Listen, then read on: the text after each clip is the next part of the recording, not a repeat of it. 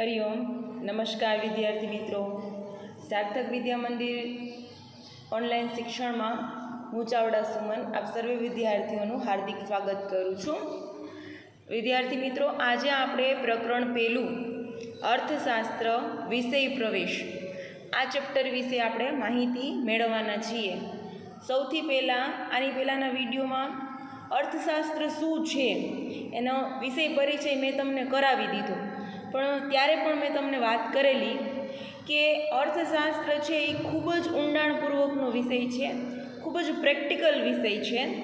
તો એનું છે એ વિસ્તૃત જ્ઞાન આપણે મેળવવાનું છે. આ પ્રકરણની અંદર ઇકોનોમિક્સ શું છે એના વિષયની જ આપણે માહિતીઓ મેળવવાની છે.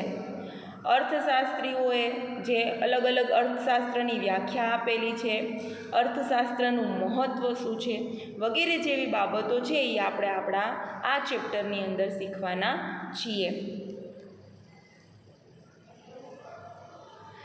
હવે અહીં વિદ્યાર્થી મિત્રો આપણે વાત કરીએ ઇકોનોમિક્સની. તો વિદ્યાર્થી મિત્રો, આપણે જાણીએ છીએ કે માણસ છે એ એક બુદ્ધિશાળી પ્રાણી છે. બધા જ પ્રાણીઓમાં જો કોઈને બુદ્ધિ મળેલી હોય તો એ મનુષ્ય છે. એટલા માટે એની પાસે બુદ્ધિ હોવાથી એની આસપાસ જે પણ કાંઈ ઘટનાઓ બને છે, જે પણ કાંઈ પરિસ્થિતિ છે એનું વિશ્લેષણ કરી શકે, એટલે કે તારણ કાઢી શકે કે ભાઈ કઈ પરિસ્થિતિ મારા માટે અનુકૂળ છે અને કઈ પરિસ્થિતિ અનુકૂળ નથી. એટલા માટે એ ઘટના અને પરિસ્થિતિનું વિશ્લેષણ કરી અને વર્ગીકરણ કરે અને પછી એ પોતાનું જીવન છે એ શાંતિથી સુખમય ચાલે એવી વ્યવસ્થાઓ પણ ઊભી કરે છે. આપણે જાણીએ છીએ કે આજે કોઈ પણ નવી વસ્તુની શોધ થઈ હોય, કોઈ પણ વ્યવસ્થાનું આયોજન થયું હોય તો એ મનુષ્યના પ્રયત્નના અંતે જ હોય છે. અને મનુષ્ય છે એ આવી વ્યવસ્થા અથવા તો નવી નવી શોધખોળ કરવા પાછળનું એનું મુખ્ય તાત્પર્ય શું, તો કે પોતાનું જીવન સુખમય ચાલે એ. એટલા માટે માણસે સમાજ વ્યવસ્થા ઊભી કરી છે. સમાજ વ્યવસ્થિત ચાલે એના માટે સમાજ વ્યવસ્થા, રાજ્ય વ્યવસ્થિત ચાલે એના માટે રાજ્ય વ્યવસ્થા. રાજ્ય વ્યવસ્થા એટલે આપણે સરકાર કહી શકીએ, આખા દેશને ચલાવવા માટેની વ્યવસ્થા કહી શકીએ. અને અર્થવ્યવસ્થા. આમ બધી વ્યવસ્થાઓ છે એ માણસે પોતાનું જીવન શાંતિથી અને સુખરૂપ ચાલે એટલા માટે ઊભી કરેલી છે. આ વ્યવસ્થાને સમજવા માટે, તેને પેઢી દર પેઢી ચલાવવા માટે અને આ વ્યવસ્થામાં ઘણા બધા જો પ્રશ્નો ઊભા થાય તો એ પ્રશ્નના સમસ્યાઓનો ઉકેલ કરીને માણસ છે એ વિવિધ શાસ્ત્રોની રચના કરે છે.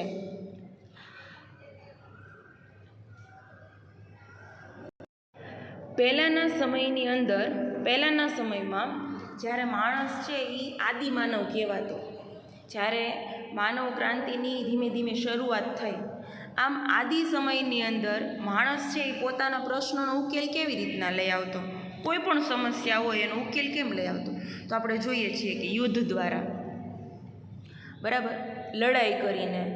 બે માનવ પણ પોતાની જરૂરિયાત સંતોષવા માટે, માની લો કે ખોરાકની જરૂરિયાત હોય તો પ્રાણી અને માનવ વચ્ચે સંઘર્ષ થતા, યુદ્ધ થતા. એટલા માટે માણસ છે એ પથ્થરોના હથિયાર બનાવતા, પ્રાણીઓથી રક્ષણ મેળવવા માટે આગનો ઉપયોગ કરતા. આમ મોટાભાગે માણસ અને પ્રાણી અને માનવ વચ્ચે પણ જે પ્રશ્નો ઊભા થતા એ સમસ્યાનો ઉકેલ છે એ લડાઈ અને યુદ્ધ દ્વારા લઈ આવતો. પરંતુ સમજણના વિકાસની સાથે આ સમસ્યાનો ઉકેલ છે એ માણસ શાસ્ત્રો દ્વારા, બુદ્ધિપૂર્વકની ગણતરીઓ દ્વારા, એટલે કે શાસ્ત્ર દ્વારા અને બુદ્ધિપૂર્વકની ગણતરી, પોતાની ટૂંકમાં સમજણ શક્તિના અંતે આ બધા સમસ્યાઓનો ઉકેલ લઈ આવવાનો પ્રયત્ન કર્યો. અર્થશાસ્ત્ર આ રીતે જ માનવીની આર્થિક સમસ્યાઓનો ઉકેલ તથા માનવીના આર્થિક વર્તનનો અભ્યાસ કરતું શાસ્ત્ર છે. એટલે આપણને પ્રશ્ન થાય કે ભાઈ આમાં ઇકોનોમિક્સને શું લેવા દેવા, તો કે અર્થશાસ્ત્ર છે ને એ માનવીની જે આર્થિક સમસ્યા ઘણી બધી પ્રકારની હોય, બરાબર, સામાજિક હોય, કે પછી સરકારની રાજ્યની હોય, બરાબર. પરંતુ અર્થશાસ્ત્ર કઈ સમસ્યાઓનો ઉકેલ લઈ આવે? તો કે આર્થિક સમસ્યાઓનો. હવે આપણને પ્રશ્ન થાય કે આર્થિક સમસ્યા એટલે કેવી સમસ્યા? તો કે એવી સમસ્યા કે જે નાણાકીય બાબત સાથે સંબંધ ધરાવતી હોય, તો આવું શાસ્ત્ર એટલે અર્થશાસ્ત્ર. હવે વિદ્યાર્થી મિત્રો, અહીં આપણે અર્થશાસ્ત્રનો અર્થ આપેલો છે, તો એ જોઈએ. સૌથી પહેલાં અર્થશાસ્ત્રનો શબ્દનો સાદો અર્થ છે અર્થનું શાસ્ત્ર. અર્થનું શાસ્ત્ર એટલે અર્થશાસ્ત્ર. હવે આપણને પ્રશ્ન થાય કે અર્થ એટલે શું? તો સૌથી પહેલાં આપણે જોઈએ તો આ અર્થ શબ્દ છે ને એ સંસ્કૃત શબ્દ ઉપરથી ઉતરી આવેલો શબ્દ છે. અને સંસ્કૃતમાં અર્થનો અર્થ શું થાય છે? તો કે ઉદ્દેશ્ય, કશુંક મેળવવું. ટૂંકમાં અર્થનો એવો અર્થ થાય ઉદ્દેશ્ય, કંઈક મેળવવાના હેતુથી. અને આધુનિક સમયની અંદર અર્થને કઈ શબ્દ સાથે વધારે લેવા દેવા છે? તો કે આર્થિક શબ્દ સાથે. આમ MCQ અને એક વાક્યમાં પ્રશ્નો પૂછાતા હોય કે અર્થનો અર્થ શું થાય? તો કશુંક મેળવવું અથવા તો ઉદ્દેશ્ય. અને આધુનિક સમયમાં આર્થિક એવો એનો અર્થ થાય. હવે અંગ્રેજી જે શબ્દ છે અર્થશાસ્ત્રનો, ઇકોનોમિક્સ આપણે જેને કહીએ છીએ, આ ઇકોનોમિક્સ શબ્દ છે ને એ ગ્રીક શબ્દ ઓકોનોમિકોઝ આ શબ્દ ઉપરથી ઉતરી આવેલો છે, જેમાં ઓકોઝનો મતલબ થાય ઘર વખરી અને સરસામાન, અને નોમોસ આનો અર્થ થાય ઘર જે સામાન છે એનું વ્યવસ્થાપન કરવું. ઇકોનોમિક્સ શબ્દ ગ્રીક શબ્દ ઓકોનોમિક્સ એની શબ્દ ઉપરથી ઉતરી આવેલો છે, જે પ્રાચીન સમયમાં ગ્રીસમાં ઘરવખરી કે સરસામાન છે કે જે વ્યક્તિગત માલિકીનું હોય એના માટે ઓકોઝ કહેતા, અને ઘર વખરીના સામાનનું વ્યવસ્થાપન કરવું એને નોમોસ કહેતા. એટલે ઓકોઝ એટલે ઘર વખરીનું સરસામાન અને નોમોઝ એટલે વ્યવસ્થાપન કરવું. એટલે ઇકોનોમિકોઝનો મતલબ થાય ઘર વખરી કે સરસામાનનું વ્યવસ્થાપન કરવું, જે ઇકોનોમિક્સનો ગ્રીક શબ્દનો અર્થ કહી શકીએ આપણે. હવે અહીં વિદ્યાર્થી મિત્રો, અર્થશાસ્ત્રના ભારતીય ચિંતન, ઇકોનોમિક્સ ઇન ઇન્ડિયન થોટ્સ, એટલે કે આપણા ભારતની અંદર અર્થશાસ્ત્ર વિષયનું ચિંતન કરવું એટલે ઊંડાણપૂર્વકનું વિચારવું, મનન કરવું, એવો એનો અર્થ થાય. તો ભારતની સભ્યતા અને સંસ્કૃતિનો ઇતિહાસ આશરે 5000 વર્ષથી પણ વધારે જૂનો છે. માટે જ ભારતીય તત્વચિંતનમાં માનવ જીવનના વિવિધ પાસાઓનો અભ્યાસ અને માર્ગદર્શન છે એ આપણને જોવા મળે છે. હવે અહીં આપણને ખબર છે કે ભાઈ ધર્મ, અર્થ, કામ અને મોક્ષ આ 4 પુરુષાર્થ માણસે પોતાના જીવન દરમિયાન કરવાના હોય છે. ધર્મ, અર્થ, મોક્ષ અને કામ અને મોક્ષ. હવે આ ચારેય જે દરેક વ્યક્તિ છે એ આ ચારેય તબક્કાઓમાંથી પસાર થતો જ હોય છે. એમાંથી અર્થશાસ્ત્રને કયા તબક્કા અથવા તો કોની સાથે લેવા દેવા? તો કે અર્થ સાથે. ધર્મ એટલે શું છે, મોક્ષ એટલે શું છે, કામ એટલે શું, તો એ આપણને બધાને ખબર છે. હવે અર્થ એટલે તો કે દરેક વ્યક્તિએ પોતાનું અસ્તિત્વ ટકાવી રાખવા માટે, જીવન ટકાવી રાખવા માટે કંઈક ને કંઈક આર્થિક પ્રવૃત્તિઓ કરવી પડે છે. અર્થ એટલે નાણું, એવો એનો અર્થ થાય. આમ ધર્મ, અર્થ, કામ અને મોક્ષ આ જે 4 પુરુષાર્થ છે એમાંથી અર્થશાસ્ત્રને અર્થ સાથે લેવા દેવા છે. કશુંક મેળવવાની અપેક્ષાએ થતી પ્રવૃત્તિને અર્થપૂર્ણ પ્રવૃત્તિ કહે છે. માણસ છે એ સવારથી સાંજ સુધી ઘણી બધી પ્રવૃત્તિઓ કરતો હોય, બરાબર. આ પ્રવૃત્તિઓમાં માણસ જે પ્રવૃત્તિ કંઈક મેળવવાના હેતુથી કરતા હોય ને એ પ્રવૃત્તિને આર્થિક પ્રવૃત્તિ કહેવાય, બરાબર. દયા, માયા, પ્રેમ જેવી લાગણીઓથી પ્રેરાઈને આપણે કોઈક માટે કંઈક કરીએ તો એ આર્થિક પ્રવૃત્તિ નથી. પરંતુ આપણે જે કામ કરીએ છીએ અને એના બદલામાં કંઈક અપેક્ષા રાખીએ છીએ નાણાકીય વળતરની, તો એવી પ્રવૃત્તિને આર્થિક પ્રવૃત્તિ કહેવાય છે.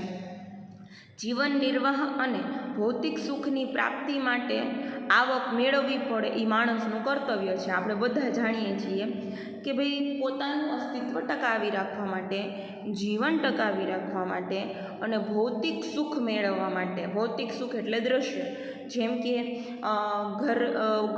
ઘરમાંથી બંગલો કરવો, 4 વ્હીલ લેવી, દાગીના લેવા, બરાબર, ઘરની અંદર રાચરચીલું કરવું, આમ વગેરે જેવી પ્રવૃત્તિઓ જે આપણે વગેરે જેવું સુખ મેળવવા માટે આપણે જે પણ કાંઈ આવક મેળવીએ અથવા તો કંઈક કામ કરીએ, બરાબર, એ આર્થિક પ્રવૃત્તિઓનો એક ભાગ ગણાવી શકાય. એટલે ભૌતિક સુખની પ્રાપ્તિ માટે અને જીવન ધોરણને ટકાવી રાખવા માટે દરેક વ્યક્તિ કંઈક ને કંઈક કામ કરે છે.